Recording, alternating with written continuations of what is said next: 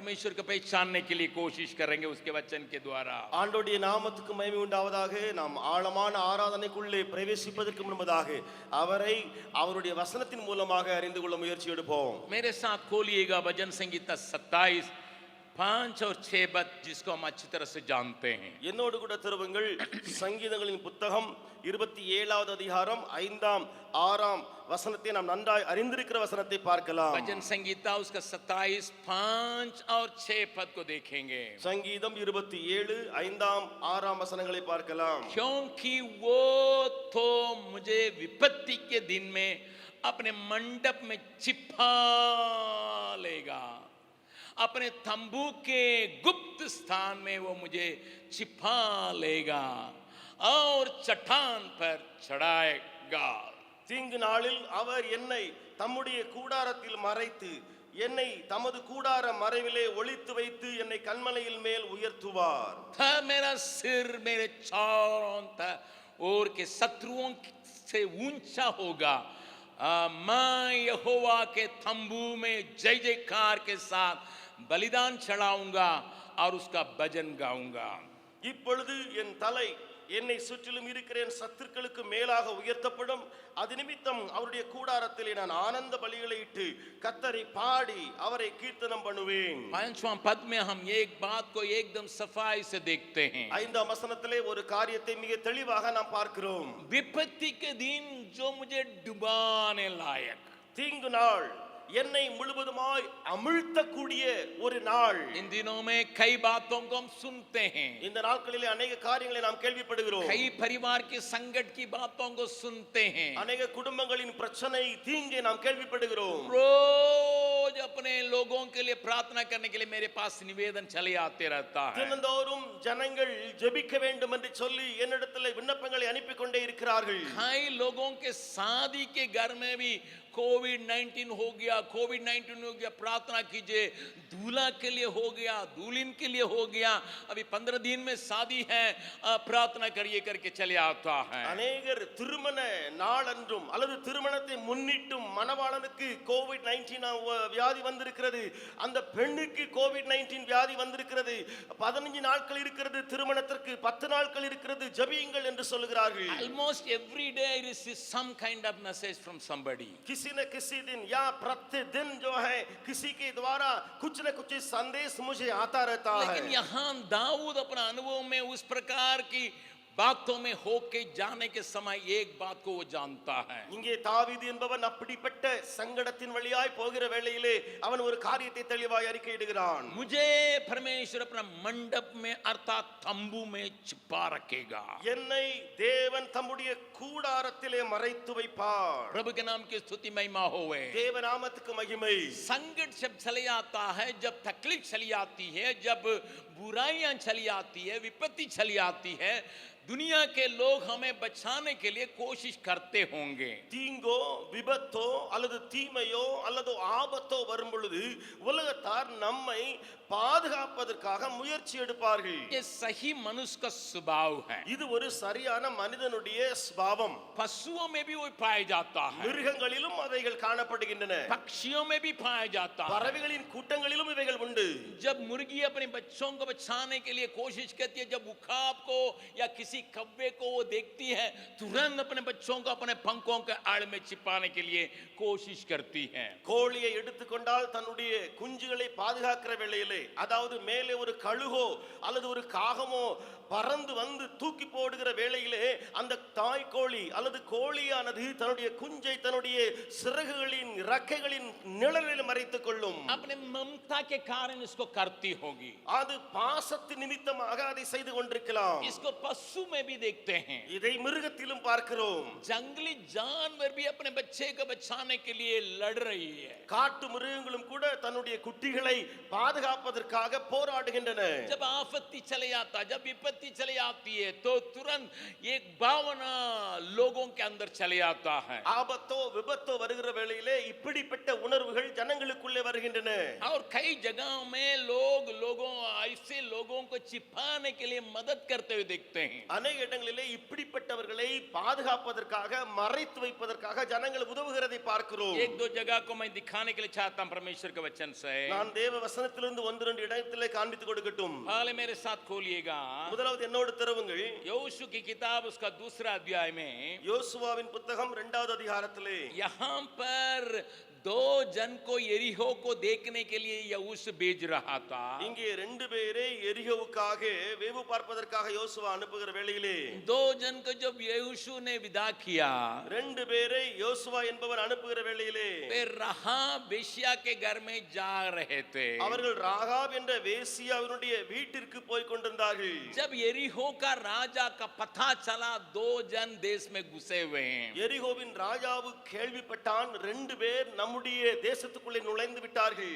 और इसलिए उनको पकड़ने के लिए लोगों को विदा कर रहा। இது நிமித்தமாக அவர்களை பிடிப்பதற்காக ராஜா ஜனங்களை அனுப்பி வைக்கிறான். और वहां जब राजा का भेजा हुआ आदमी राहाब के घर में चले आया, ராஜாவினால் அனுப்பப்பட்ட அந்த மனிதர்கள் அந்த வேசியனுடைய வீட்டின் வந்தபோது वहां पर राहाब जरूर वेश्या है और ये लोग अनजान है, तो भी उनको बचाने के लिए उपाय कर रही है। உண்மையிலேயே ராகாப் அறியாமல் இருக்கிறாள், தெரியாமல் இருக்கிறாள், அவள் ஒரு வேசியா இருக்கிறாள்.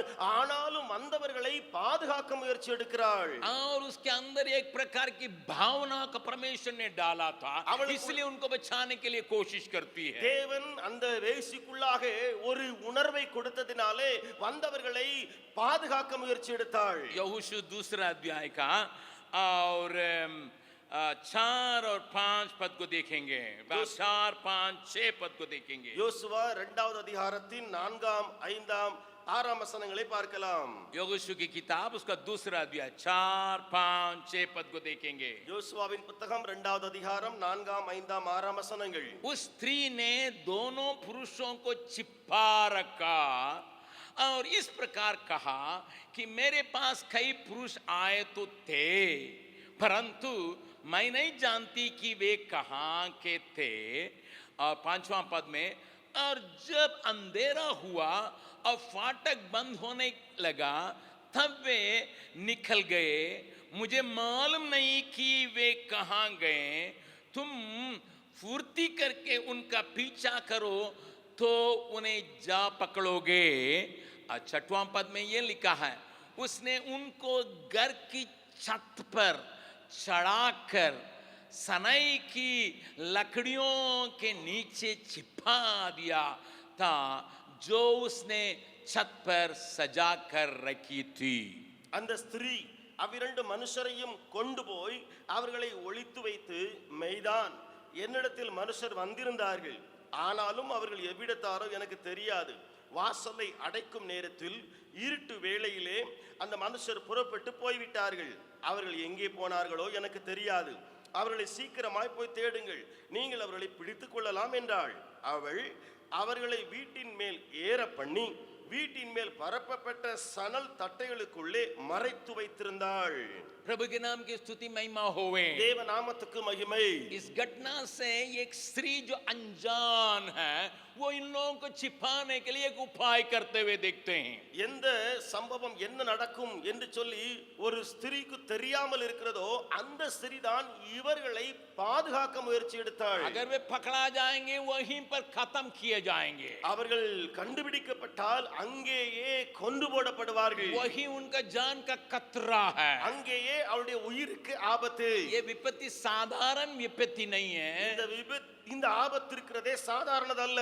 जान की खतरा है, இது உயிருக்கே ஒரு பெரிய ஆபத்து. जीवन को ले जाने का खतरा है। இது உயிரை வாங்கக்கூடிய ஆபத்து. लेकिन वहां पर एक स्त्री, एक अनजान स्त्री इनको मदद करते हुए छिपाते हुए देखते हैं। ஆனால் இங்கே ஒரு அந்நிய ஸ்திரீ, ஒன்றும் அறியாதவள் இவர்களை ஒளித்து மறைக்க முயற்சி எடுக்கிறாள்.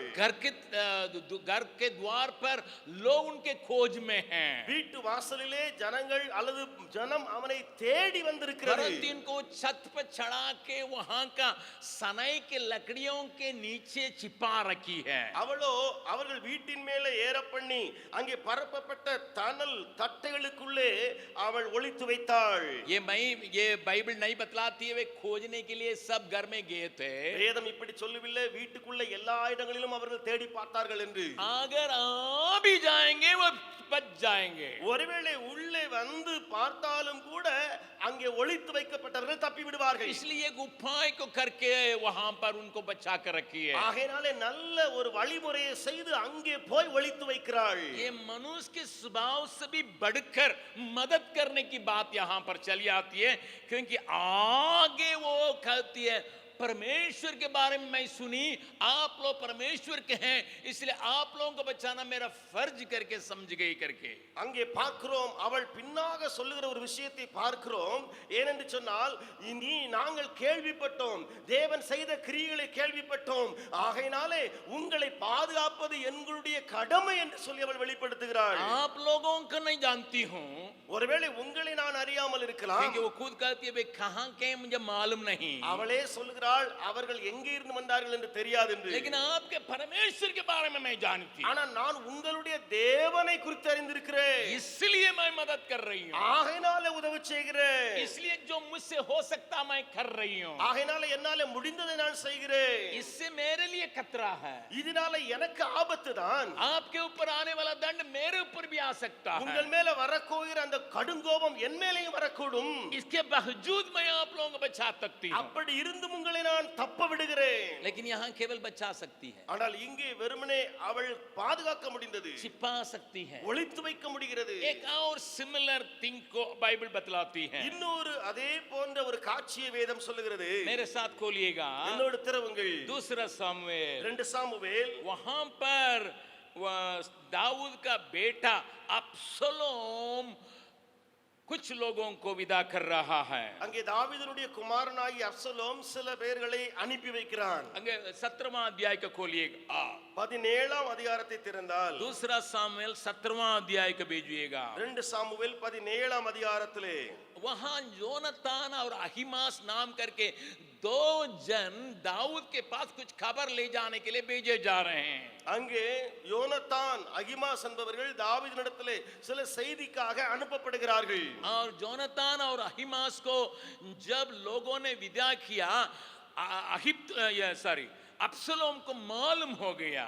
யோனத்தானையும் அகிமாசையும் ஜனங்கள் அனுப்பி விடுகிற வேளையிலே அப்சலோமுக்கு இது தெரிந்து விட்டது. और वहां पर वो ये काम हो रहा है. அங்கே நடக்கிற ஒரு காரியம் என்ன?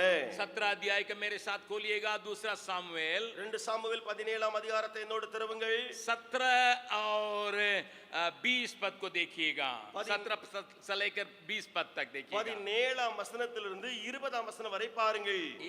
योनातान और अहीमास एनरोगेल के पास ठहरे रहे और एक लौंडी जाकर उन्हें संदेश दे आती थी कि वे जाकर राजा दाऊद को संदेश देते थे, क्योंकि वे किसी के देखते ही नगर में नहीं आ सकते थे.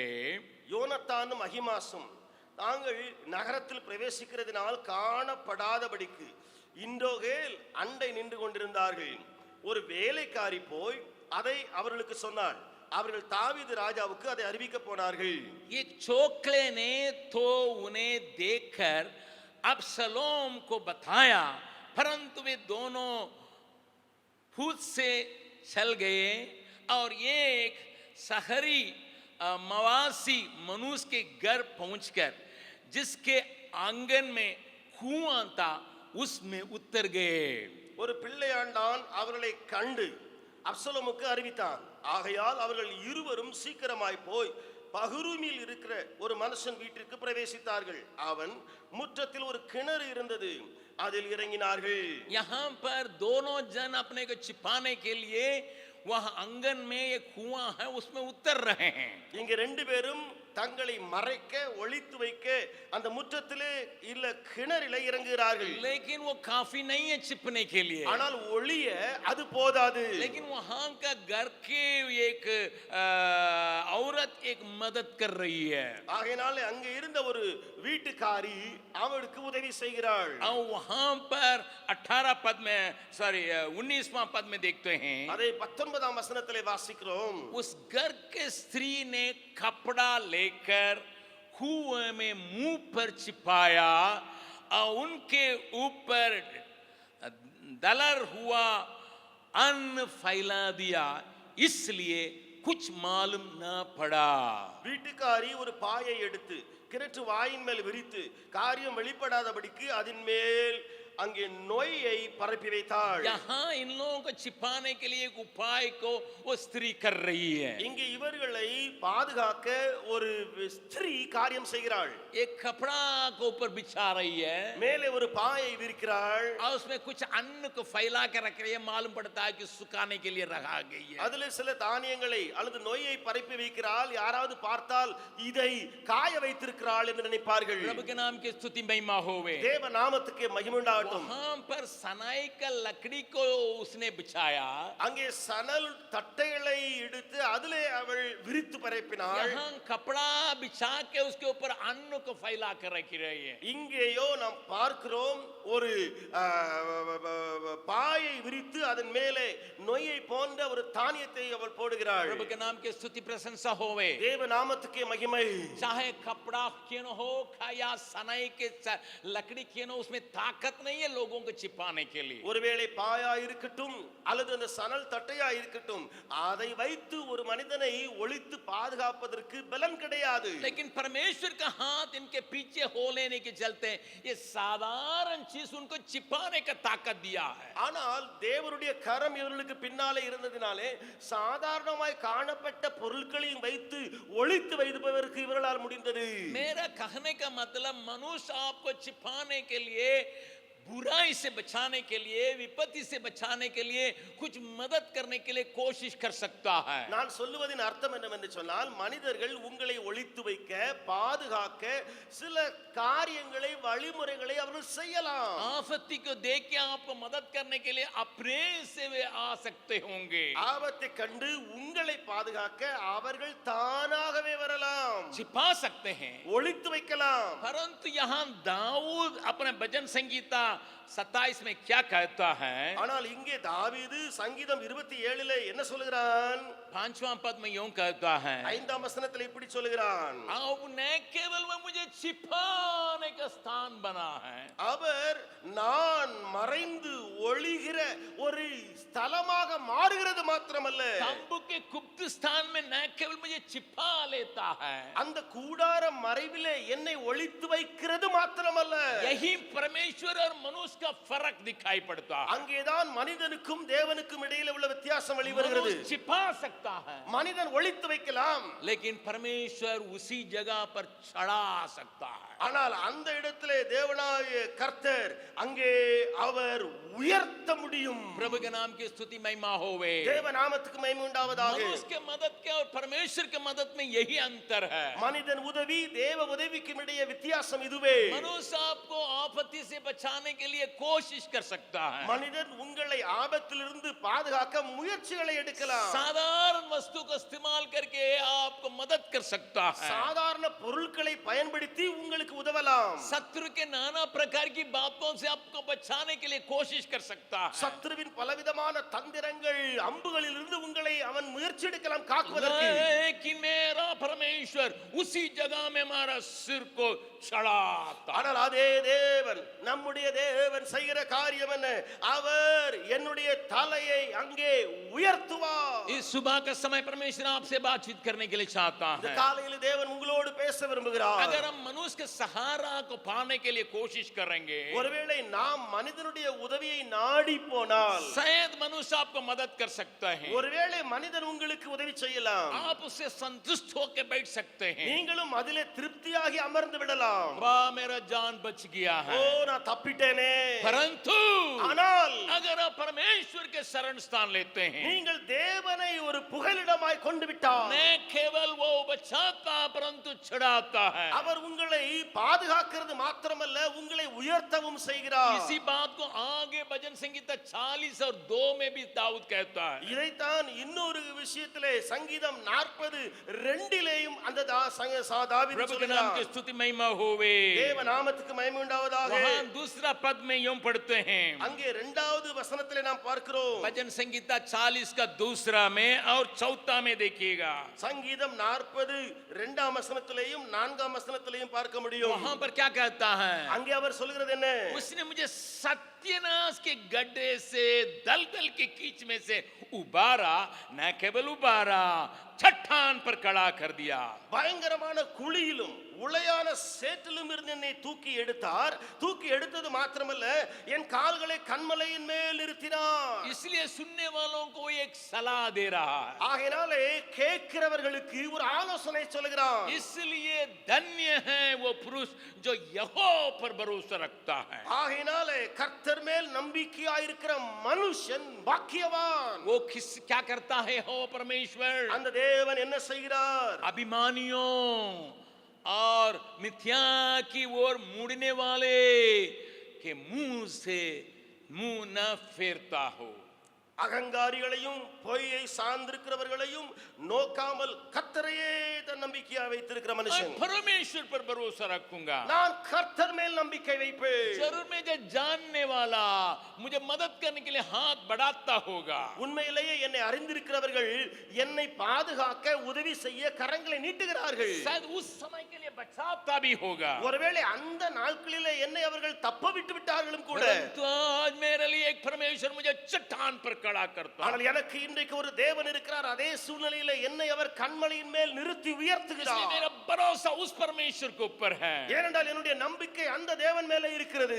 मूसा को जब वो जन्म लिया, उसका माँ बाप केवल 3 महीना बचा सके। மோசே பிறந்தவுடனே அவனுடைய பெற்றோர் அந்த மோசே அந்த குழந்தையை வெறுமனே 3 மாதங்கள் தான் ஒளித்து வைக்க முடிந்தது. कानून बहुत खड़ा रहा சட்ட திட்டம் அதிக கடினமாயிருந்தது.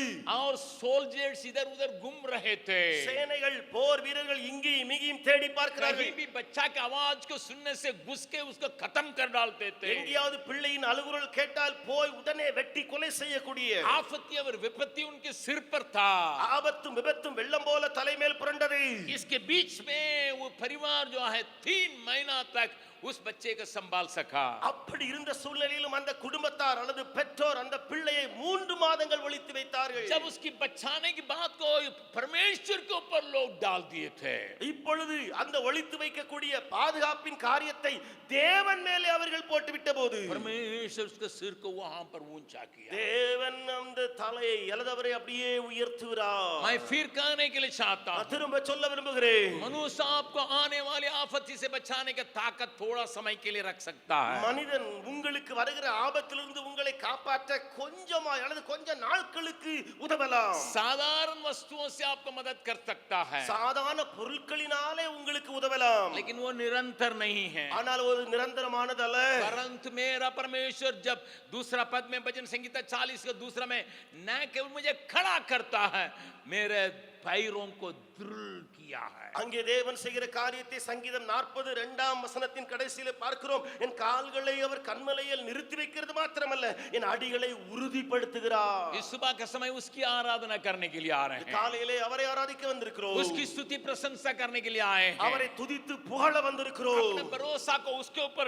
ढालने के लिए आए हैं। நம்முடைய நம்பிக்கை எல்லாம் அந்த தேவன் மேல வைக்க வந்திருக்கிறோம். हर व्यक्ति के जीवन में आफतियां चली आती है। தனிப்பட்ட விதத்திலே யாராவது மூலமா ஆபத்து வரலாம். कितना बड़ा आदमी भी हो कि उसके ऊपर आफतियां चली आती है। எவ்வளவு பெரிய மனிதனா இருந்தாலும் அவன் மேலே ஆபத்துகள் வரலாம். कल मैंने एक संदेश को पढ़ा था। நேற்றுக்கு ஒரு செய்தியை வாசித்தேன். हिंदुस्तान का सबसे बड़ा धनी व्यक्ति मुकेश अंबानी का अपना भाई अनिल अंबानी இந்தியாவினுடைய பெரிய பணக்காரன் சொல்லப்படுகிற முகேஷ் அம்பானி அவருடைய சகோதரன் தான் அனில் அம்பானி அவர்கள். आपको मालूम है दोनों मिलके थे, நீங்கள் அறிந்திருக்கிற ரெண்டு பேரும் இணைந்திருந்தார்கள், फिर अलग अलग हुए थे. திரும்ப ரெண்டு பேரும் பிரிந்தார்கள். एक वक्त में अनिल अंबानी जो है कहने लगा मेरे पास कुछ भी नहीं है. ஒரு காலகட்டத்திலே அனில் அம்பானி சொன்னது என்னிடத்துல ஒண்ணுமே இல்லை. उसका भाई ने उसको 1400 करोड़ रुपया दिया था. அவனுடைய சகோதரன் இவருக்கு 1400 கோடி பணம் கொடுத்தார். उसको बचाने के लिए